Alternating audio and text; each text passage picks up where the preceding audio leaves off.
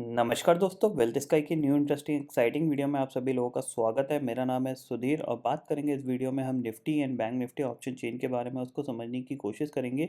Understand करेंगे ये जो मार्केट का कंसोलिडेशन है जो कि हम कल से डिस्कस कर रहे हैं कि मार्केट अब कंसोलिडेट कर सकता है।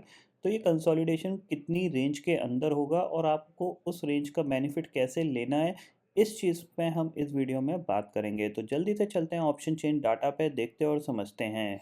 फाइनली दोस्तों, मैं आ गया हूँ एनएससी की वेबसाइट पे जहाँ पे हम Nifty and bank Nifty option chain data समझने की कोशिश कर रहे हैं। तो सबसे पहले देखो, आज की क्लोजिंग आप देख सकते हो 15,109 पे निफ्टी क्लोज हुआ है। इंट्राडे में कह सकते हैं कि 15,250 तक का हाई बनाया था, बट फाइनली यहाँ पे क्लोजिंग के टाइम पे ऊपर से मार्केट में प्रॉफिट बुकिंग देखने को मिली और कह सकते हैं 6 पॉइंट निफ्टी यहाँ पे गिर के बंद हुआ है, यानी कल की क्लोजिंग के पास ही यहाँ पे बंद हुआ है। कल भी मैंने आपको एक ही चीज़ बताई थी कि मार्केट अब आगे आने वाले 10 से 12 दिन कंसोलिडेशन में ज़्यादा देर तक रहेगा। आपको ऊपर और नीचे दोनों साइड की एक ट्रेड को फाइंड आउट करने की कोशिश करनी चाहिए। तो अगर हम बात करें यहाँ पे देखो ऑप्शन चेन में, अगर निफ्टी की बात करें तो निफ्टी में आपको क्लियरली ऑप्शन चेन में दिख रहा है कि 15,000 आपके लिए एक इम्पॉर्टेंट सपोर्ट बन के आया हुआ है, क्योंकि यहाँ पे हाईएस्ट ओपन इंटरेस्ट खड़ा हुआ है पुट साइड पे। अगर हम बात करें तो कितना है, वो 36,977 कॉन्ट्रैक्ट्स यहाँ पे दिख रहे हैं। और 15,000 की कॉल की बात करते हैं तो 11,940 कॉन्ट्रैक्ट यहाँ पे हैं, जो कि कह सकते हैं काफ़ी कम है कॉल राइटिंग में। अगर ऊपर की तरफ बढ़ें तो 15,100 की बात करें तो 15,100 की पुट पे आपको कितने 26,590 कॉन्ट्रैक्ट दिख रहे हैं और 15,100 की कॉल पे आपको 22,910 कॉन्ट्रैक्ट दिख रहे हैं यहाँ पे। इसके ऊपर बढ़ें तो 15,200 पे आपको क्लियरली दिख रहा है 18,000 कॉन्ट्रैक्ट यहाँ पे पुट साइड पे है और कॉल साइड पे कितने 41,805 कॉन्ट्रैक्ट।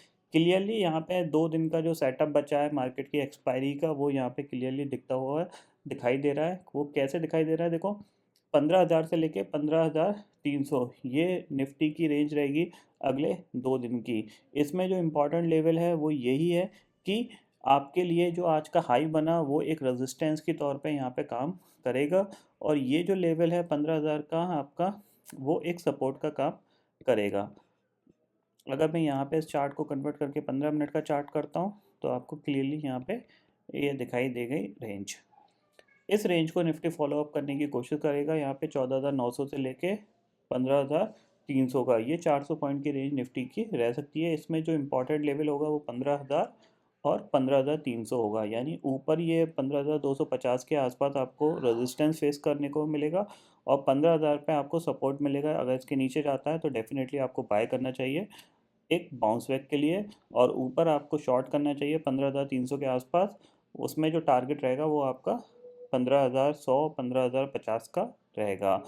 मेन इंपॉर्टेंट चीज़ रहेगी कि एक्सपायरी इसी लेवल के अंदर आपको होती हुई दिखाई देगी, यानी 15,250 से लेके 15,300 से लेके 15,000 14,900 के बीच में, इसी रेंज में आपको एक्सपायरी यहाँ पे मिलेगी। यानी ये 300 पॉइंट की रेंज अगले 1 से 2 ट्रेडिंग सेशन आपको देखने को मिलेगी और इसी रेंज के अंदर कंसोलिडेशन करता दिखाई देगा मार्केट।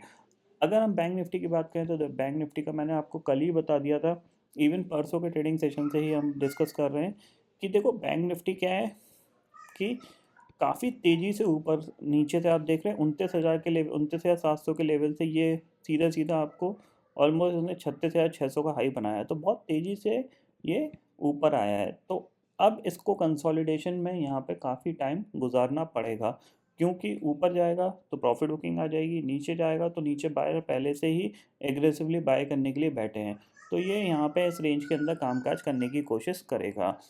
दूसरी चीज़ है यहाँ पे देखो, ये जो मूवमेंट है वो इतना फास्ट हुआ है, ज़्यादातर लोगों ने मिस कर दिया, ठीक है ना। तो अब क्या हो रहा है, अब लोग ये प्रिडिक्ट करने की कोशिश कर रहे हैं कि अगर मार्केट 36,600 को निकालता है, यानी 36,700 को निकालता है, तो एग्रेसिवली 1,000 से 1,200-1,500 पॉइंट का मूवमेंट आ सकता है, ऐसा लोग प्रिडिक्ट कर रहे हैं। क्योंकि आज मैं देख रहा था टीवी तो काफ़ी ज़्यादा एनालिस्ट इस चीज़ को डिस्कस कर रहे थे, ठीक है। और सेम चीज़ यहाँ पे अगर 35,500 को ये ब्रेक करता है नीचे की तरफ, ये इस लेवल को ब्रेक करता है ये, तो एग्रेसिवली यहाँ पे सेलिंग भी आ सकती है, इस चीज़ को भी लोग प्रेडिक्ट कर रहे हैं। बट जिस चीज़ को लोग ज़्यादातर प्रेडिक्ट करते हैं और समझने की कोशिश करते हैं वो मार्केट कभी नहीं करता। क्यों नहीं करता? क्योंकि ये चीज़ मार्केट को भी पता है कि इस लेवल के नीचे लोग शॉर्ट करने के लिए बैठे हैं, तो अभी ये लेवल टूटेगा ही नहीं। सेम चीज़ इस लेवल के ऊपर लोग एग्रेसिवली बाय करने बैठे हैं, तो ये लेवल टूटेगा ही नहीं। ये लेवल उस दिन टूटेंगे जिस दिन आप ये सोचोगे ही नहीं, ठीक है ना। आज भी यहाँ पे देखो काफ़ी ज़्यादा लोग इस लेवल पे बाय करके फंसे होंगे, जिन लोगों को ये लग रहा होगा कि आज एक ब्रेकआउट आ सकता है, नीचे से ऊपर गया है, आज एक ब्रेकआउट आ सकता है, ऊपर भाग सकता है। क्योंकि पिछले कुछ ट्रेडिंग सेशन में तो ऐसे ही हो रहा है ना, 1000 से 1500 पॉइंट तक मूवमेंट दे देता है बैंक निफ्टी। तो यहाँ पे लोगों ने बाय करने की कोशिश करी ही होगी। एंड ऑफ द डे क्या हुआ, ये सेलिंग आई और उन लोगों को लॉस हुआ होगा। तो यहाँ पे जितने दिन मार्केट कामकाज करेगा, मैं ये नहीं कह रहा कि ये रेंज ब्रेकआउट नहीं होगी, डेफिनेटली होगी, 100% होगी। लेकिन ये अगले 4-5 ट्रेडिंग सेशन में शायद ही हो। क्योंकि अभी क्या है कि इस तेज़ी, ये जो तेज़ी हुई ना, ये तेज़ी जो लोग इसमें बेनिफिट नहीं उठा पाए हैं, वो यहाँ पे कुछ ना कुछ बेनिफिट उठाने की कोशिश करेंगे। वो ये सोचेंगे कि ऊपर ब्रेकआउट हो जाए या ब्रेक डाउन हो जाए, यानी वो एग्रेसिवली काम करने की कोशिश करेंगे, क्योंकि ये अपॉर्चुनिटी उनसे मिस हो गई है। तो जब लोग ये चीज़ को प्रिडिक्ट करते हैं कि अब हम एग्रेसिव काम करेंगे, तब मार्केट वैसा कुछ नहीं करता। जैसे कि बजट का ट्रेडिंग सेशन था, जैसे कि एंटायर कैरियर ऑफ बजट कभी भी मार्केट में इतना बड़ा मूव नहीं आया बैंक निफ्टी में 8.5% का, लेकिन इस बार आ गया। तो वही चीज़ होती है कि मार्केट ये चीज़ अच्छी तरीके से जानता है कि इस लेवल के ऊपर लोग बाय करेंगे और इस लेवल के नीचे लोग सेल करेंगे।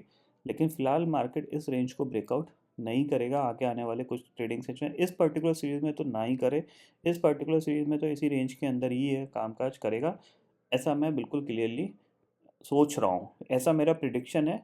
तो उसके लिए मैंने आपको कल भी एक तरीका बताया था कि आप किस तरीके से काम कर सकते हो। सेम मैंने आपको ये बताया था, इस लेवल के आसपास आप एक बार कॉल बाय करके काम कर सकते हो, और इस लेवल के आसपास आप पुट बाय करके काम कर सकते हो। तो यहाँ पे दोनों साइड के आपको मूवमेंट मिले हैं आज के ट्रेडिंग सेशन में।